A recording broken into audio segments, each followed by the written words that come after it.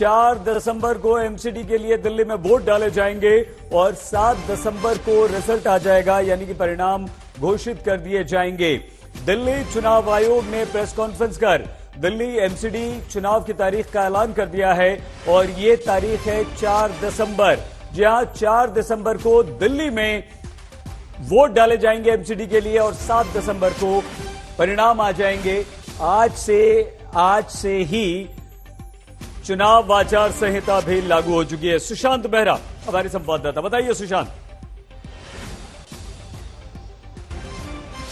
देखिए सईद, जिस तरीके से लंबे वक्त से इंतजार था आम आदमी पार्टी, बीजेपी, कांग्रेस, अब उस इंतजार को जो है वो खत्म हो गया है। इलेक्शन कमीशन ने चुनाव की जो घोषणा है वो कर दी है। 4 दिसंबर को दिल्ली नगर निगम के लिए वोटिंग जो है वो की जाएगी और 7 दिसंबर को उसके नतीजे जो है वो आएंगे।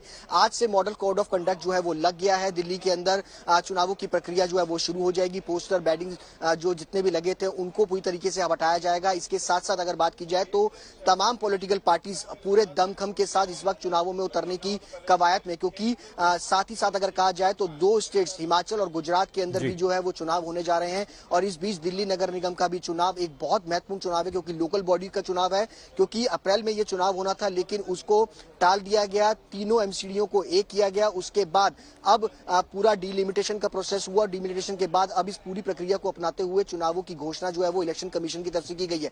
हालांकि इलेक्शन कमीशन ने यह भी कहा कि इस बार थोड़ा डिले जरूर हुआ है, क्योंकि लेजिस्लेटिव को लेकर के कुछ तरीके की तैयारियां जो है वो की जा रही थी। एमसीडीज के जो वार्ड्स हैं जो 172 हुआ करते थे उनको कम करके 250 कर दिया गया।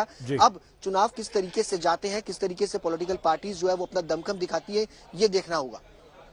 सुशांत, आप बने रहिए हमारे साथ और बातचीत आपसे करेंगे। हमारे संवाददाता सुशांत बेहरा लगातार हमारे साथ रहेंगे। आशीष सूद, नेता बीजेपी, कुलदीप कुमार, प्रवक्ता आम आदमी पार्टी, और हरिशंकर गुप्ता, प्रवक्ता कांग्रेस, इस वक्त हमारे साथ जुड़ चुके हैं।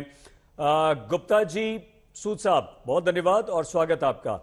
सूद साहब, आपके लिए एक बार फिर से एमसीडी चुनाव, लेकिन ऐसी खबरें आ रही हैं कि 60 से 70% आप अपने काउंसलर्स के टिकट काट रहे हैं। कहीं नुकसान ना हो जाए इसमें? कहां से खबर आई है साहब आपके पास सईद साहब, मुझे तो मालूम नहीं। चलिए कोई बात नहीं, भारतीय जनता पार्टी ने तो क्लियर कर दिया, बहुत अच्छी बात है।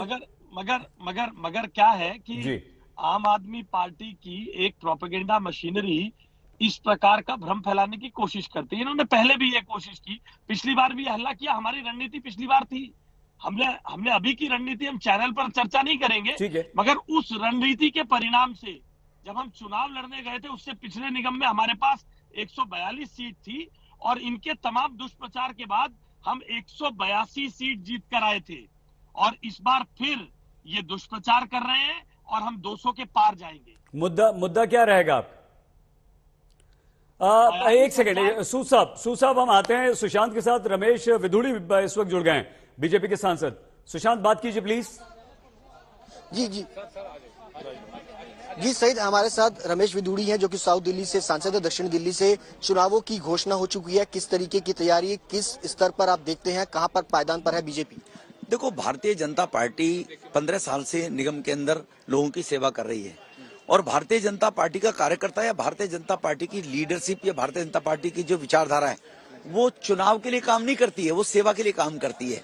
24/7 भारतीय जनता पार्टी का, चाहे कोरोना का काल ले लीजिए आप, भारतीय जनता पार्टी का कार्यकर्ता हमेशा जमीन के ऊपर सेवा भाव से काम करता है।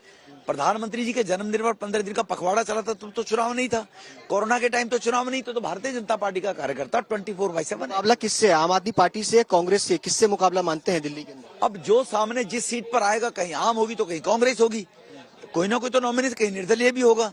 तो जो नॉमिनेशन भरेगा, भारतीय जनता पार्टी मुकाबला कभी किसी से मांग के चुनाव लड़ती नहीं। आम आदमी पार्टी कह रही है कि पिछले 15 साल की एंटी इनकम्बेंसी है, दिल्ली को कूड़े के पहाड़ दिए हैं बीजेपी ने और कुछ नहीं दिया।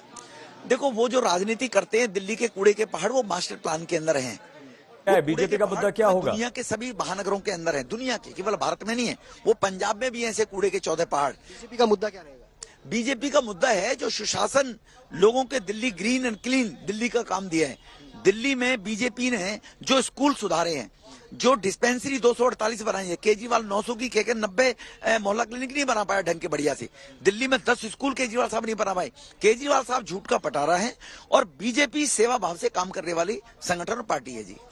सुशांत, हम दोबारा आते हैं आपके पास जी। इन तमाम मुद्दों को लेकर के वो चुनाव में जनता के बीच जी ठीक है सुशांत, बहुत धन्यवाद आपका।